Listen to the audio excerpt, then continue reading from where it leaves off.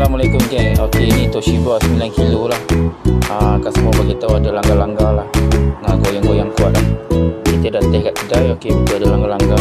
Jadi kita ganti servo dia lah. Cara buka dia macam ni lah. Kena angkat tong dulu. Okey, keluarkan yang servo lama. Okey, masukkan servo baru. Pasang dekat bawah dulu lah. Okey, keluarkan yang servo lama. Okey, dia ada 4 batang lah. Kita ganti pampat.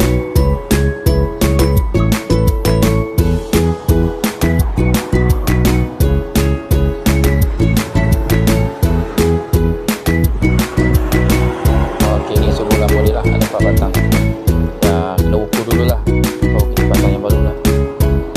Okey, lepas tu kita test spin lah. Test spin, tengok dia okey dah, tak ada langgar-langgar lah. Okey, sekian perkongsian dari saya.